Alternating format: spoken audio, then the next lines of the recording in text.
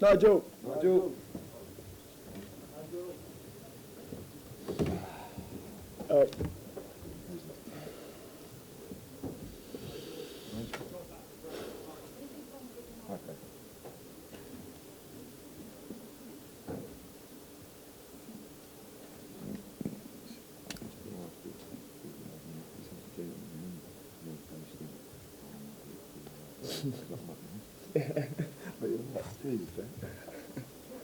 Here he comes. Come on, Nige.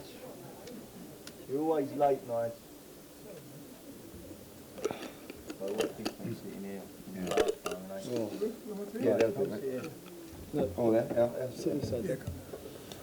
Well, ladies and gentlemen, just a remarkable 2 fights. The first fight, obviously different to the second fight, a fight where we needed to stay calm, fight with no emotion, follow the game plan. I thought Conor Benn was just sensational tonight, a mature performance, and just a massive victory, stepping up 2 divisions, fighting a middleweight, and I guess becoming the first Ben to beat a Eubank 9. Sorry, mate. And now we move on to do what he hasn't done yet, which you did, which was to win a world title. But before I open to the floor, I just want to say how proud we all are of Conor Benn. It was probably only a year ago, honestly, where you talk about on the floor, this guy was completely finished, mentally, emotionally, financially, and he never stopped fighting. He never stopped training, and he never stopped fighting.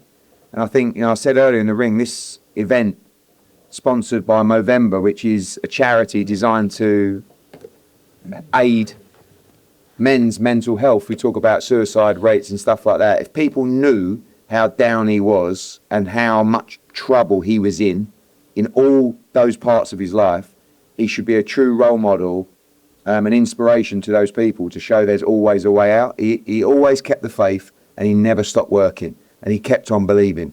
And there were times when people said, just jack it in, Con, he said, no, I'm not giving up. I'm not going to stop fighting for my name. And he did that out of the ring. And tonight was a culmination of all the hard work of a young man that we saw make his professional debut at the O2, who was all over the place. A guy that honestly I didn't believe would win an area title. He's just filled Tottenham Hotspur Stadium twice. He's secured his family and his children's financial legacy forever. And now we're going to move on and make a true legacy in the sport to win a world title. So I wanted to say, we're very proud of Conor Benn and everything he's done. He's an inspiration to people to show you there's always a way back. So well done, Conor Benn. Thank you.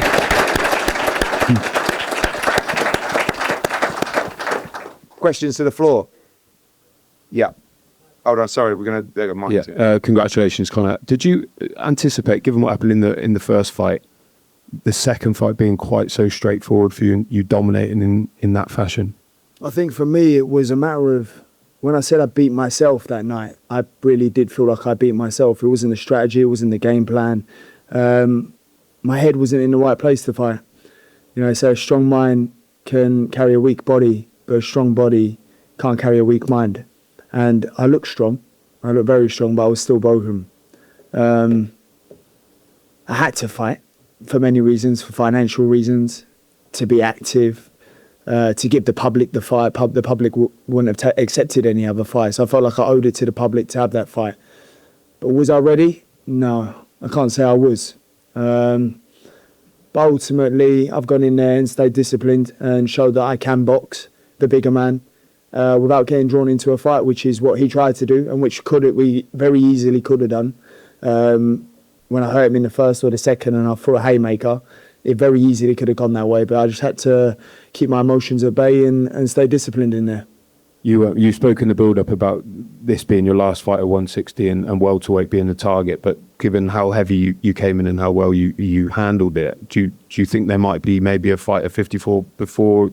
Will you go straight to welterweight now? I think for me, winning the WBC world title is heavy on my heart, heavy on my mind.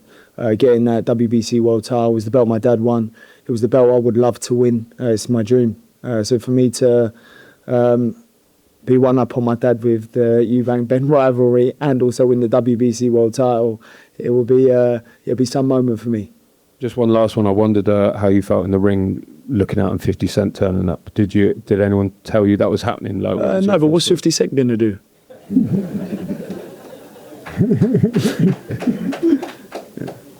Conor, a contrast of emotions. Only a few months ago, you were obviously very down after the first fight. You've been through a hell of a lot. Does tonight almost feel like light at the end of the tunnel, where you just walk through that door and, you know, it's all worked out? I feel like I'm going to go home and cry. I'm going to go home and cry, yeah. Because it's just... Oh, man, it's been hard. Facing my first loss, coming back from adversity. It's things you got to do. As a man, you go through things in life and you don't know why, but you just have to keep fighting. Staying in shape, staying in the gym, turning up when you really don't want to turn up. Facing your own demons every single day. You know, that's the hardest fight, really. You have to live in your head every single day. You know, getting in the ring for 36 minutes is no problem. After the first fight, obviously in the first one, you used a lot of emotion. How did you manage to channel that for the rematch? Because tonight you were very composed, you didn't smother your work, you used the jab effectively. How did you manage to switch back and almost take that emotion out of it to make sure you won? It's the chip on my shoulder.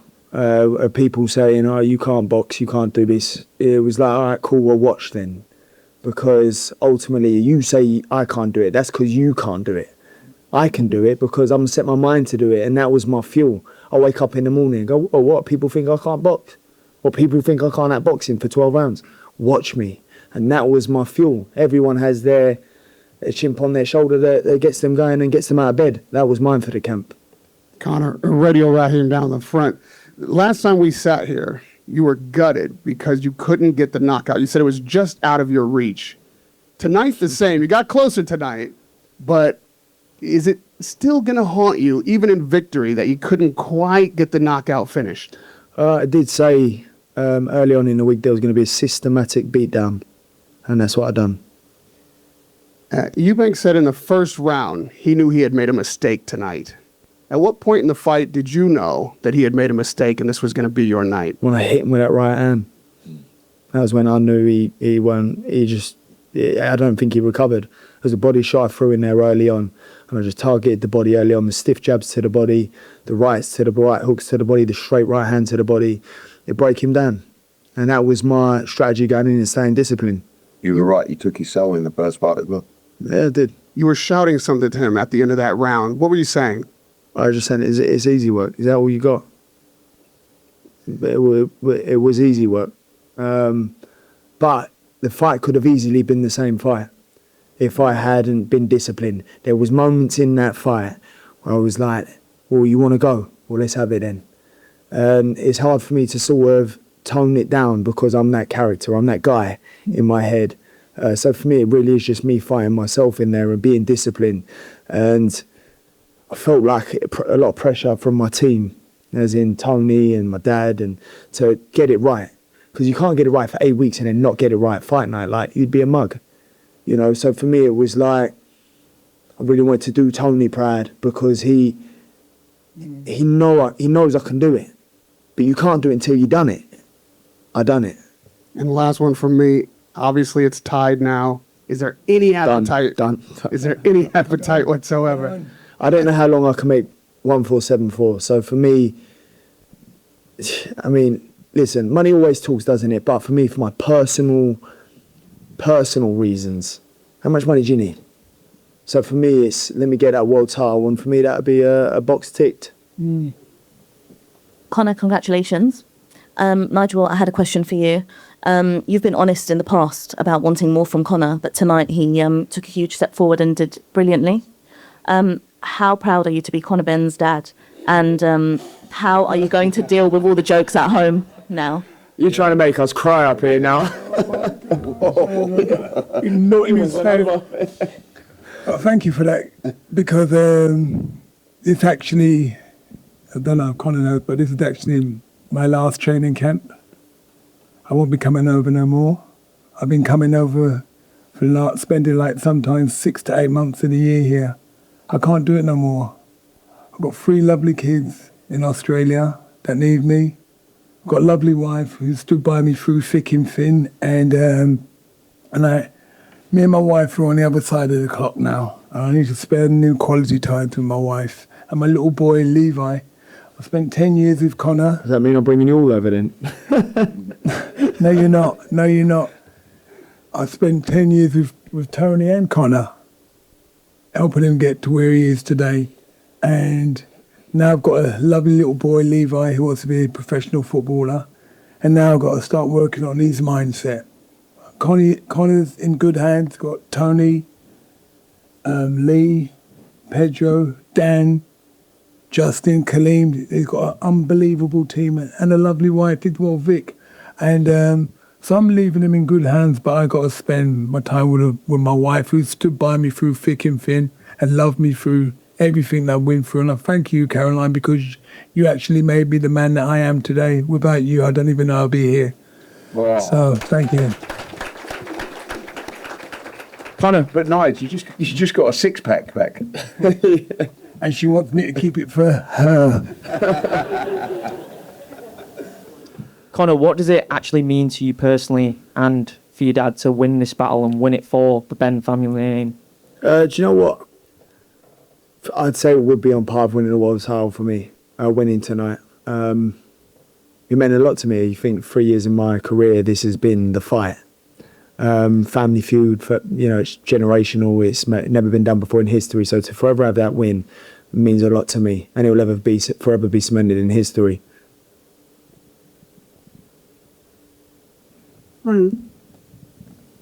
Yeah. Oh, No. Rachel was talking all things boxing. Conor, it's lovely to see you because obviously last time I saw you was in this room a few months ago, and it's wonderful to see you here with a big smile on your face and with the victory. I felt quite emotional seeing you all in the ring because it just was very evident how much it meant to everybody up there, not just the family. And you spoke very honestly in the lead up to the last fight about loss being the thing you feared the most, and then you actually faced that fear and you tackled that demon, and it felt like that made you lighter almost, that you fear because you didn't have that fear anymore. Did you feel like that was apparent in this fight, that you didn't have to worry about that anymore? I don't know, because it depends what you're fueled by. For me, I'm fueled by fear of losing. I'm fueled by fear of not being a winner. That's what gets me going. Some people say, well, why don't you just love winning? Well, I do love winning, but also fear losing more. And for me, I couldn't lose to the same man twice, because then you sort of avenge that loss. Did I really lose or did I learn? And for me, it was a massive learning curve. It was my first stadium show, first fight at 160, first fight back in the UK. There was just so much going on, whereas now it's calm Conor is a better Conor. Yeah. And it was a beautiful display of boxing. Well done. Thank it was you. just brilliant. And I'm really glad that I got to be a part of another night of history. Thank you, Rachel. Conor, we just seen a clip of you walking into the change room there. In contrast to April, and also, as Eddie mentioned, what you've been through and how low you were, and people around you saying you should give it away and all of that, to be able to give those people that moment in that changing room, what does that mean to you? There's a lot of people in the changing room that were there for me during them times, gave me words of advice, helped carry me through, because ultimately I couldn't do it alone. I wasn't strong enough to do it alone. I had good support people around me, gave me wisdom, and helped carry the load. So for me, everyone in that room, the win's for them. The win's for every single one of us. Because when I was down, we was all down. And when I'm up, we're all up. I wouldn't be the man I am, I wouldn't be the fighter I am, I wouldn't be who I am without my team. I left my family in Australia, so the team that I've built around me now is from day dot. Ain't no one new here. This is 10 years of team, same team, through and through. No change. So for me, it's loyalty to them and appreciation to them. And ultimately, I work as hard as I do to repay them for supporting me through the past 2-3 years. And just, Eddie, how close is that world title fight, do you think, then? It's there. I mean, he's, of course, on a heavyweight sometimes are a different kettle of fish, but as far as I'm concerned, Conor Benn's right up there with the biggest star, not just in British boxing, but in world boxing. He's just filled a stadium twice. The story's incredible. And, the emergence of him, we know the story coming out of his father's name, and that's the difficult thing to do. And what is remarkable about him and Chris Eubank Jr, to be fair, they're both really tough kids, and boxing not generally for people that come from that background, but it is when it means something to you and you've got a passion for it and you love it and it's built within you, and that's with Conor. So the future is so exciting. You know, now we'll go and do the science with Dan and Conor to do it effectively, to get down to that weight, because it's not just making that weight, he's performing at that weight to the best of his ability.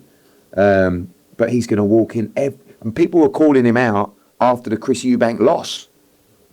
Now he's won. I mean, like, with all due respect to Haney, Norman, Rolly Romero, Lewis Crocco, who we represent, this is the star of the 147-pound division. This is the money of the division. That's why everyone's calling him out. So we're going to be just fine. But Conor's right. You know, I didn't agree with all of what he said, because he kind of said, I've got the money now and that's not as important. Sure, come Monday, that'll be a different conversation. Of course it will. But sounded good, though, didn't it? Yeah, I was actually thinking, wow, this sounds good, but then I thought, don't be silly. But the reality is he's right. Now, you can't, people took the Legacies World Championships, that was legacy tonight. That was legacy in April. Those scenes, I mean, those drummers up there to Phil Collins, and even Eubank coming out to 50, where do you see stuff like that? It was unbelievable. But I know that every time he trains in his gym at home, he's got that WBC belt that his dad won up on the wall, and he's looking at that every day and says, I'm going to get one of them. Barrios fight's there, the Crocker fight's there, the Haney-Norman fight's there. But like I said, we're in such a wonderful position. Got a big fan base. We've got a wonderful, broadcaster behind us. And like he said, and I want to just say one thing as well. This team of people, you see a lot of them, they're all wearing blue tracksuits in here. Every one of you, what a job, what commitment. Tony Sims, the job that he has done to bring Conor Benn through. You never see Tony going out, doing all these interviews, building his own social media. He's he's not even an underrated trainer, because everybody in boxing knows what a great trainer is. But honestly, you've worked so hard. Do you know what, though? Like, a lot of trainers get fighters that come on through the GB setup, or they're well established as an amateur. Tony's taken me from a raw novice. Like, from a guy... You were rawer than raw. I was terrible. I was terrible. If I told any of you lot we'd be sitting here in this room today, back then, you lot would think I'm mad. Every single one of you. So that's credit to Tony as a trainer. He's shaped me and moulded me into the fighter I am now. But not only the fighter I am now, but the mindset I have and the work ethic we put in. He's been like my second dad here. I've left my family in Australia and come here, and when there's a shoulder to lean on, it's Tony. Through and through the worst of it together. And now we're sitting here through hard work and perseverance and diligence to make sure that even through the bad times, we see it through together. Because it was a bad time for me and Tony. So it's win is for me and Tony in here today. Thank you. And also, I think Tony would agree, when you busted your jaw and you were out for ages, you never left the gym. You were always in the gym, even with a broken jaw, working, obviously not sparring. You never stopped working. And also, just a shout out to Dan Lawrence, Pedro, also an unbelievable addition to the team. Lee Emtage, you've been unbelievable. You are literally, you do not leave his side. Unbelievable. And even through the tough times, you were suffering, and I'm sure you were trying to get paid as well, but never really happened for you. But you had to wait a long time, but you stuck in there through and through. And two other people as well, we just want to say Everlast. I think there's a couple of people in here today. When the chips were down and it would have been very easy for them to walk away, they stayed. And as I said to Michael Murray tonight, thank you. That'll always be remembered. And we look forward to the new contract negotiation as well. That was a joke, a little bit of a joke. And also DAZN, who, when it was easy to turn you back and like everybody else and go, no, let him get on with his appeal and then we'll deal with it later. They went, no, we're going to back him. And they won tonight as well. So thank you to those people. Welcome. Nigel, I suppose so. I'll address this to Conor, but Nigel, I spoke to you after the first fight in April and I said, how can Conor become bigger and better in the same way you did against Chris Eubank Sr. all those years ago? I know many people thought you got the win. He did just that tonight, was bigger, was better. So Conor, this one goes to you, but Nigel, feel free to jump in. How good does that feel? Yeah, it feels great, mate. It feels great. There's not really much more I can say. I don't still feel like it's sunk in. I'm still like going through it, do you know what I mean? But I feel like we're done now. Like, it's just like I can breathe. Like, this has been like 3 years of my life hearing Ben Eubank, Ben every single day. So for me to sit here and go, yeah, it's done, and I've ended it on a win, that's chapter closed, let's just move on now. Conor, congratulations with the win. Would you say the experiences from the first fight allowed you to perform as well as you did tonight? Yeah, do you know what? If I had performed exactly the same and done the same thing first time round, I would have classified the first fight as a loss. I would have gone, well, what do you learn? What's the whole point here? If you don't adapt and you don't change, you don't grow. You know, so you have to go through things in life, sometimes take a loss, sometimes go through a bit of adversity. But it's what you find out about yourself and who you are. Can you change? Can you adapt? Can you grow? Can you get better? And for me, that was a big thing in my head. It was a big theme in my camp to do better. Just do better. That's it. Just do better. And that was what kept driving me as well. And Tony, you said in the week that if Conor made those adaptations to his game, he'd have won the fight. I mean, fair to say he made those corrections tonight. Yeah, like you say, I said at a press conference, he had to adapt. He had to stick to the game plan.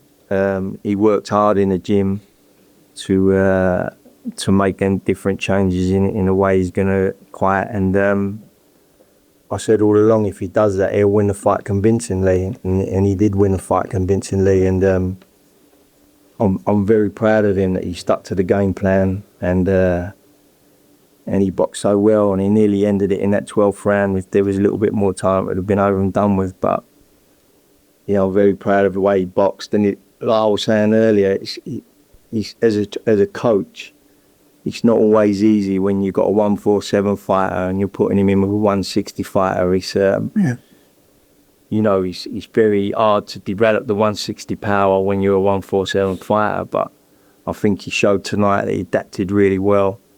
And the aim now is to drop to 147 and capture the world title and emulate what Nigel done. Hi, Conor. In the middle here. First of all, congratulations. We saw you smiling from ear to ear when Eddie mentioned at the start that you've secured not only your future for life, but your family's future for life, in the words of Eddie. Can you talk a little bit about what that means to you? It means my kids' ain't got to worry. That's what it means. I mean, ultimately, my kids are set for life, and their kids. I think it's every dad's dream and goal to give your kids a better life. And for me, I wanted to give my kids no less than my parents gave me, which was a privileged upbringing. And I brought my kids into the world. It's only right I do right by them and give them the best of everything I can.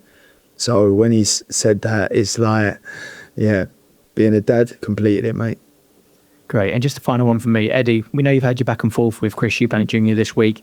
He was very gracious in defeat tonight. Did you expect that from him? Yeah, I think that he's, it's part of him's building the fight. Part of him is just something that we're never going to get on with personally, and that's fine. But you have to respect him. He's a very, very tough young man, and he's a very good fighter as well. And I said coming into this fight, I just believe that could be his last fight tonight, and who knows what the future holds. But Conor was right in that, the performance tonight was unbelievable. It didn't matter if Eubank was better tonight, we were still winning the fight. But that first fight, when you go through a fight like that, it can change you forever. But it didn't change Conor Benn, it just made him better. Because he's young, he's hungry, and he's got another 5, 6, 7 years in the game. That's the reality. So all the respect in the world for him. And look at the 12th round, he was gone. He couldn't, and he kept getting up. He got up twice when he didn't need to get up, and he was determined to get up. So good luck for him, good luck in his life, and thank you. Thank you, and thanks to Senior. We don't have to get on.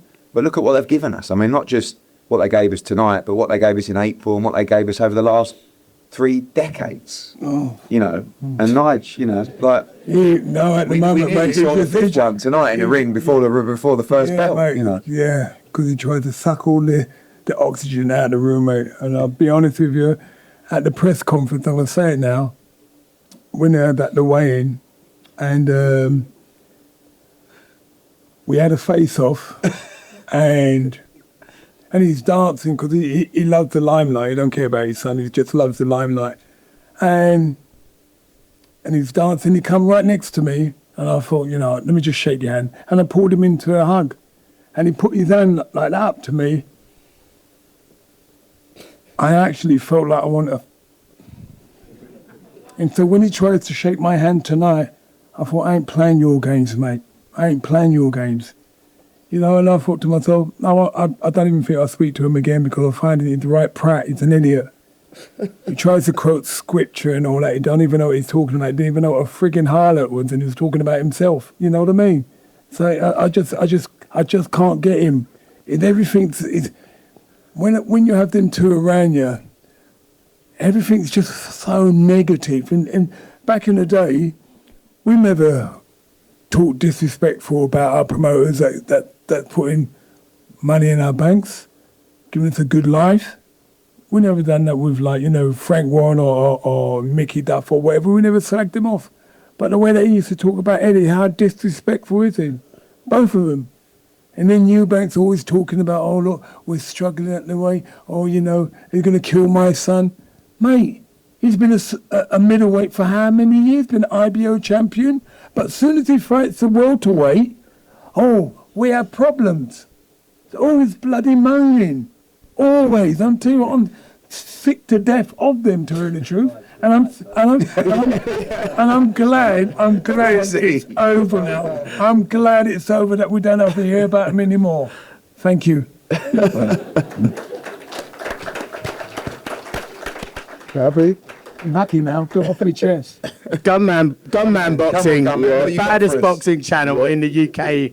We are here. This is a question for Conor.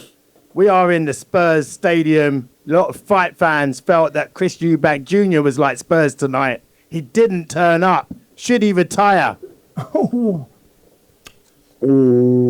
mean, he's got more important things to worry about. He's won in life with getting his twin boys. So, if I was him, I would look at boxing, see what reasons he's boxing for, because ultimately he's a dad of two now. So, that's always a priority. And yeah, I think he should obviously look. It's not down to me to say should he retire, should he not retire. That's between him and his team. But he's got bigger things like life happening right now.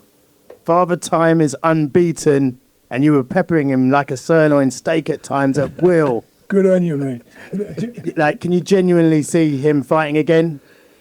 I can see him having a rematch again, or asking for a rematch. But ultimately, I think we should just let it lie now. Just let it lie. We've done what we had to do. We sold our stadium twice. We done what it said it was going to do on a tin. So let's just call it a day now. Only fight of the Manners is the last fight anyway. So big up yourself. Bless up. Big kid, yeah. Right, guys, I think we're going to have one more then. Oh, we good? Oh, go on, last one, go on. Yeah, just final one for Conor. In terms of what is next for you in your career, you've reached a stage where you've been through a lot of hardship and also a lot to look forward to. At that 147 division, what do you think the sort of the mindset is going to be going into these next few fights? You have to go through a lot of things to get back down to that weight, of course. How do you think you can manage that, and how do you see that going? Yeah, I mean, it's going to be hard, of course, making 147. I've not made 147. I've made 152 a couple of years ago. I've not had to make championship weight 147 for a while. So, yeah, it's going to be challenging, but ultimately it's what we do, But I won't be posting videos of me in a sauna blanket. And on that note, big round of applause for Conor Benn. Unbelievable performance. Thank you to everybody for your support. Hope you enjoyed the two fights. Have a great rest. We'll see you in Riyadh.